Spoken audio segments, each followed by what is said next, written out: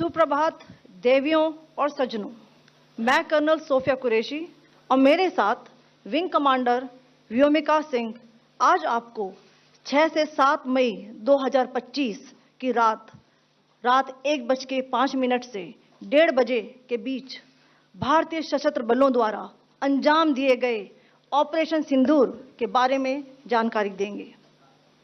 Operation सिंदूर 22 अप्रैल को पहलगाम में हुए विभत्स आतंकवादी हमले के शिकार मासूम नागरिकों व उनके परिवारों को न्याय देने के लिए लॉन्च किया गया था। इस कार्रवाई में 9 टेररिस्ट कैंप्स को टारगेट किया गया और पूरी तरह से इसे बर्बाद किया गया। पाकिस्तान में पिछले 3 दशकों से टेरर इंफ्रास्ट्रक्चर का निर्माण हो रहा है।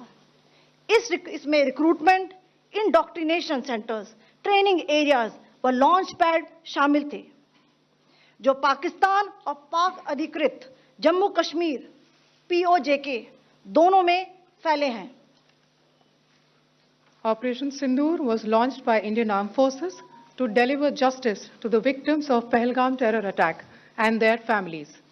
9 terrorist camps were targeted and successfully destroyed. Over the last 3 decades, Pakistan has systematically built terror infrastructure. It is a complex web of recruitment and indoctrination centers, training areas for initial and refresher courses, and launch pads for handlers. These camps are located both in Pakistan as well as Pakistan-occupied Jammu and Kashmir areas. Some of the well-known training camps are located, as you can see on the screen. They are distributed from Savai Nala in the north, counting to approximately 21, ending at Bhagalpur to the south. इन लक्ष्यों का चयन विश्वसनीय intelligence सूचनाओं के आधार पर हुआ ताकि आतंक गतिविधियों की रीढ़ तोड़ी जा सके और यह खास ध्यान दिया गया कि निर्दोष नागरिकों और सिविलियन इंस्टॉलेशन को नुकसान न पहुंचे। The selection of these targets for Operation Sindoor was based on credible intelligence inputs and role of these facilities in perpetrating the terror activities. The locations were so selected to avoid damage to civilian infrastructures and loss of any civilian lives.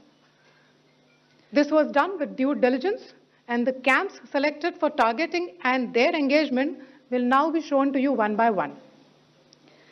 POJK के target मैं आपको बताना चाहूंगी।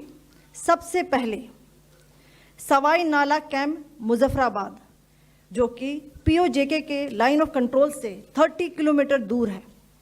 यह एक लश्कर तौयबा का training centre था। 20 अक्टूबर 2024 सोनमर्ग, 24 अक्टूबर 24 गुलमर्ग, 22 अप्रैल 2025 पहलगाम, इन हमलों के आतंकियों ने यहीं से प्रशिक्षण लिया था। सैयदना बिलाल कैंप मुजफ्फराबाद, यह एक जैश मोहम्मद का स्टेजिंग एरिया है। यह हथियार, विस्फोटक और जंगल सर्वाइवल ट्रेनिंग का केंद्र भी था। गुलपुर कैंप कोटली, यह LOC से 30 किलोमीटर दूर था। लश्कर तौयबा का बेस था जो रजौरी, पुंछ में सक्रिय था। 20 अप्रैल 2023 को पुंछ में और 9 जून 2024 को तीर्थ यात्रियों के बस हमले में यहीं से आतंकी को ट्रेन किया गया था।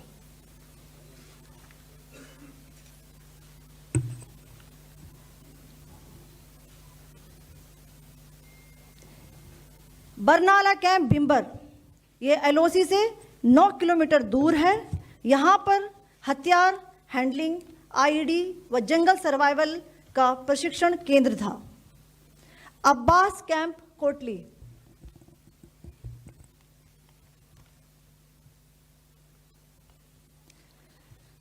यह LOC से 13 किलोमीटर दूर है। लश्कर तौयबा का फिदाइन यहाँ तैयार होता था। इसकी कैपेसिटी 15 टेररिस्ट को ट्रेन करने की थी।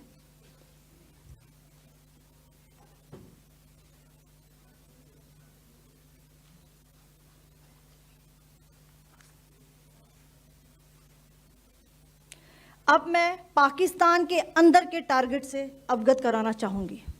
पहला, सर्जिकल कैंप सियालकोट।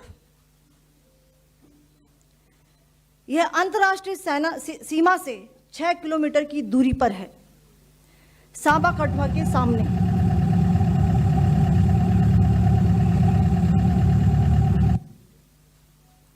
मार्च 2025 में जम्मू एंड कश्मीर पुलिस के 4 जवानों को की जो हत्या की गई थी, उन आतंकवादियों को इसी जगह पर ट्रेन किया गया था। दूसरा, महमूना जाया कैंप सियालकोट। यह 18 से 12 किलोमीटर आईबी से दूर था। हिजबुल मुजाहिदीन का बहुत बड़ा कैंप था। यह कठुआ जम्मू क्षेत्र में आतंक फैलाने का नियंत्रण केंद्र था। पठानकोट एयरफोर्स बेस पर किया गया हमला भी इसी कैंप से प्लान और डायरेक्ट किया गया था। मरकज ताइबा मुरीद के, यह आईबी से 18 से 25 किलोमीटर दूरी पर है। 2008 के मुंबई हमले के आतंकी भी यहीं से प्रशिक्षित हुए थे। अजमल कसब व डेविड हेडली भी यहां ट्रेन हुए थे।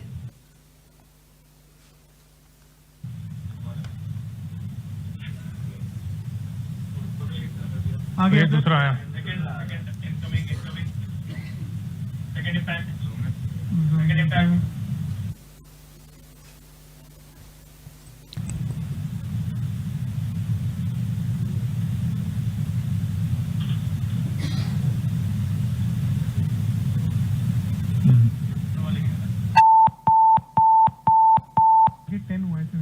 टारगेट 10 हुआ, एंक्लोजर सेम ही है।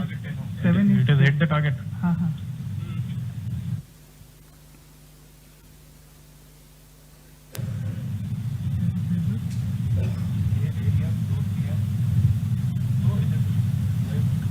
तीसरा आ गया सर, इम्पैक्ट।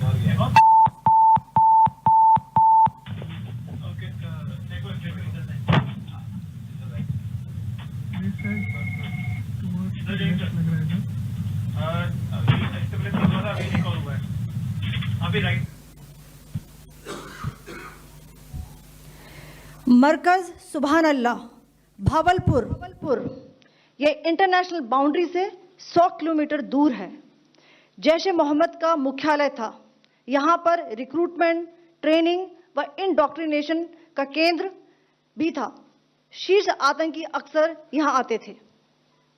मैं आप सबको बताना चाहती हूँ कि किसी भी सैन्य ठिकाने का निशाना नहीं बनाया गया और अभी तक किसी तरह की नागरिक क्षति की रिपोर्ट नहीं है। धन्यवाद। जय Hind. The strike on the terror camps were undertaken through precision capability, as shown to you. A niche technology weapons with careful selection of warheads was ensured so that there will be no collateral damage. The point of impact in each of the target was a specific building or a group of buildings.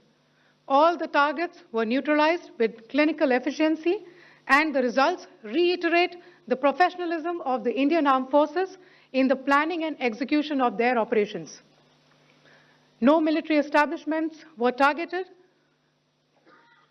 India has demonstrated considerable restraint in its response.